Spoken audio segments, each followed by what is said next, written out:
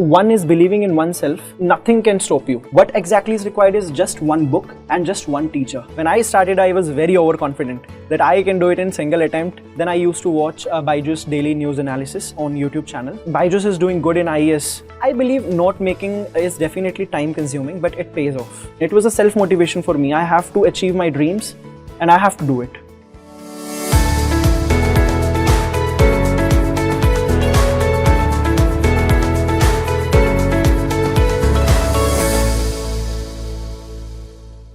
Hello and welcome to Byju's Exam Prep. The spotlight today is on Antriksh Jain, All India Rank 130 in the recently declared Civil Services Examination results, and this was his first attempt. You might have heard of Keshavananda Bharti judgment.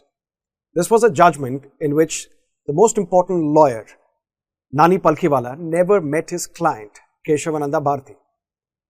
Antriksh Jain was our student, a student of Byju's IAS online classroom program, and we have never met, and we're meeting for the first time. Antriksh, thank you so much for coming on this program. Tell us about yourself. Thank you so much, sir, for inviting me. And so, as sir already talked about me, I am Antriksh Jain, a secured All India Rank 130. This is my first attempt, and I believe all credit goes to Byju's also, and some self-study definitely. But I would like to thank Byju's first of all for giving us a wonderful course and providing me this opportunity to have a discussion with you also, sir. First attempt, and there are students who struggle to crack this exam in multiple attempts. What does it take to crack this exam in a single attempt? Sir, I believe there are certain things that people usually misses. That is, I believe some students go for many sources. You can say for polity, they are going for Lakshmikant, they are going for DD Basu, they are going for multiple coaching notes. I believe it is not required. What exactly is required is just one book and just one teacher. That is sufficient. And if there is any requirement of value addition, there are ample amount of websites and YouTube channels. You can do ample amount of value addition. So I believe this is one thing. The second thing will be answer writing structure. People usually believe that content is more important. I believe structure is more important. If you got some thinking lines, if you got some headings and subheadings, these are very important because you got some fodder to think now. That's how you'll brainstorm. Otherwise, your answer, if you are having content also, it will be very haphazard. So that doesn't serve any purpose. So these two things, and the third one and the most important one is revision and recall. So I used to revise things the next day and then on weekends and then after 20 to 30 days. So that was my revision and recall strategy. So these three things put together, I think any student can do it if I can do it. So basically limit your sources, revise regularly, and there is no reason why you can't crack this exam. Correct, sir. But you have broken all the so-called norms of this preparation. You have prepared for mains in under 2 months. You come from a college in Chandigarh, which is not an IIT or an IIM or an NIT. It's a good college, but not a top college. Yes, sir. And you have not also appeared in the mock tests, particularly for the mains examination. You have appeared in 3 mocks. So basically, you have violated all the so-called norms of this preparation. How do you justify it? Although you can, because you have got a rank 130 in your first attempt, but how would you justify it to a viewer who is watching you today? Sir, I believe that you raised a very valid point that I didn't give mocks, but I believe that I have done ample amount of answer writing and I got to know what things are very important. So, for example, I was following Byju's mains answer writing sessions itself that took place in Delhi, and at that time there were various toppers that came and they were actually checking our answers in real time. So I believe when they were affirming your answers, then when they were telling you that your examples are good, your points are good, your presentation is good, that gave me confidence. Now, when you talk about full length test, I only gave 3 tests. One was essay, other was ethics, and the other one is GS3. So I believe my main motive was to complete the exam. It was the only sole motive for which I gave that mock, whether I am able to complete the exam or not. If I am not able to complete, then I have to change my strategy. But again, my strategy worked. I completed my exams in exactly 3 hours. I didn't take even a single minute more. I was very vigilant about it that I have to complete it in time, whether I'm sitting at home, whether I'm sitting in exam center. So that helped me. And you were able to answer all the questions in 4 papers. Yes, sir. Actually, the thing is, I was very clear, because in any exam, you definitely will be knowing 13 out of 20 questions, at least. Now, 5 to 6 questions will be such where you won't be having good answers, or you won't be having good content. So how to approach those questions? I was very clear that I have to focus on content, I have to make good headings, and then brainstorm, take extra 1 minute and brainstorm it in a good manner. So if I am able to score 5 out of 15, that's not a bad score. So that was my strategy. And to score 195 in the personality test, I mean, that is spectacular. What contributed to your stellar performance in the personality test? Sir, I believe personality is developed throughout the time. So I used to work in corporate sector previously. It also helped me a lot. Another aspect is during my college times also, I used to participate in debate competitions, and in school times also model making, presentations. So these things helps. And again, during my corporate sector job, I used to talk to people like CEO, MDs. So I had this experience, you can say, to talk to people who are at much higher rank than you.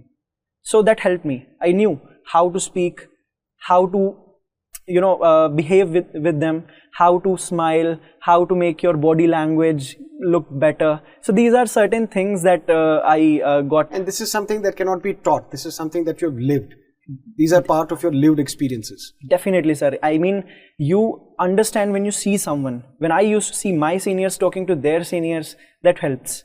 So I also imitate them. There is nothing that I have done special. I mean, my communication, some people say that you're very fluent in English. It might be a reason that I have seen too many web series and too many, when you pronounce, when you... That's not a good advice to give to the aspirants. Not at all. But yes, if there is documentary, you can definitely watch. It will help you in ethics as well as essay. It will give you good examples and good fodder to write in ethics and essay paper. So I believe one can see like Chernobyl is there. So this is a recommendation. Content is one part, but do you think that you need somebody to push you, somebody to tell you that you have it in you, that you can crack this exam in your first attempt? Is that important? Sir, I believe it's, for some it's important, for some it's not. For me, it was a middle path. Sometimes when I was very low, my mother used to tell me that don't worry, we have given you 3 or 4 years. Please take your time. So it was kind of an affirmation. They are believing in me. Whether you are not able to secure good rank this year, don't worry, we are with you. That is a sort of affirmation or an external motivation. However, I also had a self-motivation. I believe I had my end goals prepared for me. So if I am thinking about my end goals and I am thinking about, it's just a starting. So if I am failing at this attempt only, how can I move forward for my dreams and my goals? So that was one consideration. It was a self-motivation for me. I have to achieve my dreams and I have to do it. There is no supplement to it. I didn't have any plan B. I was very clear that after so much gap of preparation, if I have to join an MNC again, it will be very difficult. I will have to go for MBA. Then I have to justify that why I took gap and all that. So I didn't have plan B.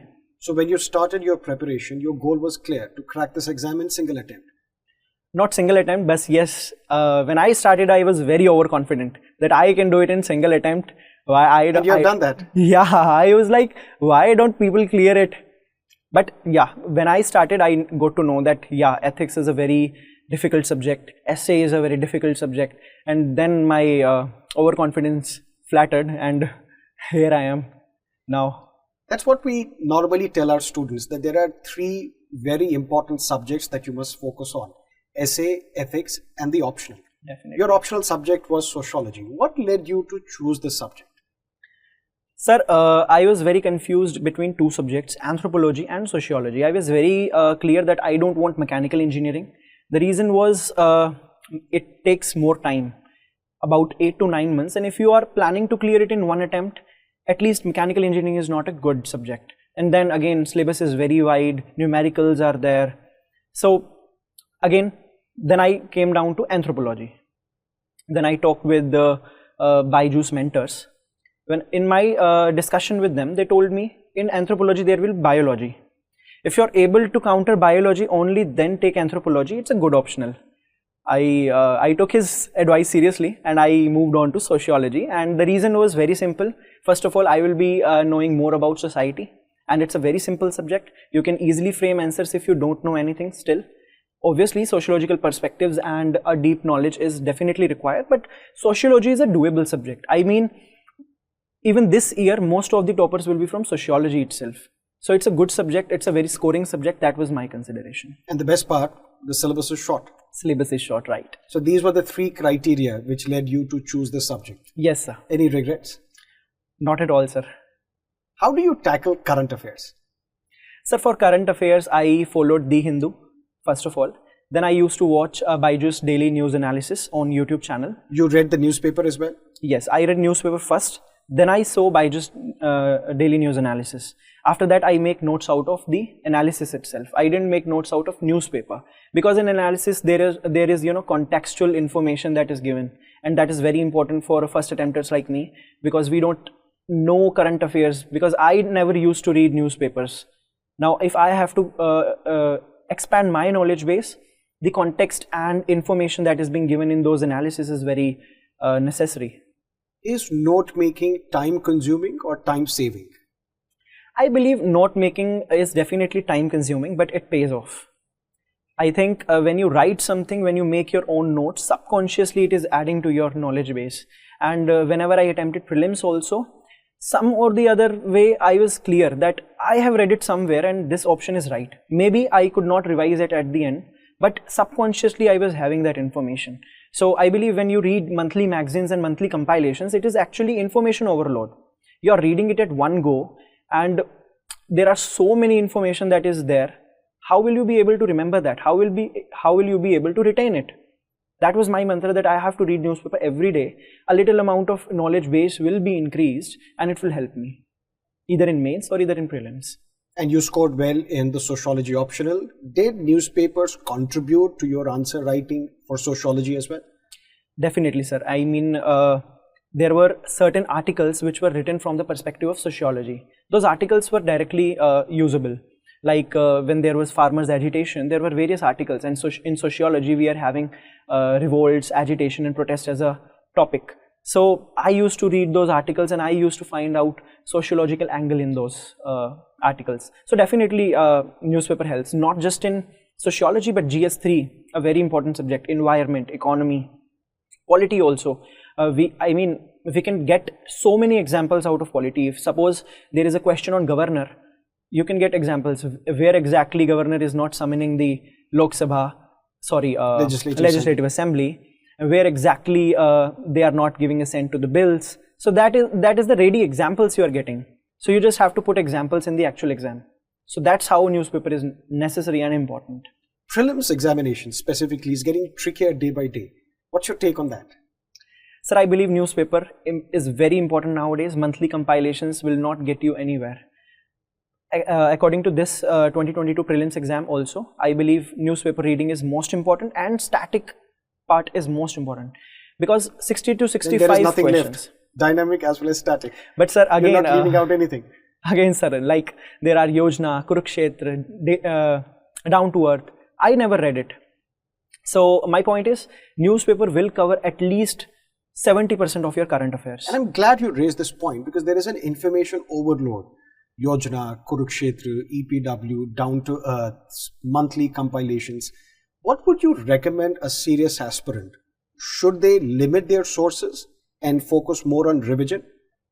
Definitely, sir. I mean, there is one topic, for example, water scarcity. Now there will be articles in Down to Earth, there will also be articles in Kurukshetra. If there is question in mains, there will only be a single question and you only have to write maximum 3 pages. Now why do you keep reading Kurukshetra, Yojana, Down to Earth for a single topic which requires only 3 pages? I believe your static source and one of the value addition source, it could be any website where compilations are available and you can directly use them. So correct me if I'm wrong, for polity, one book, newspaper, that's enough?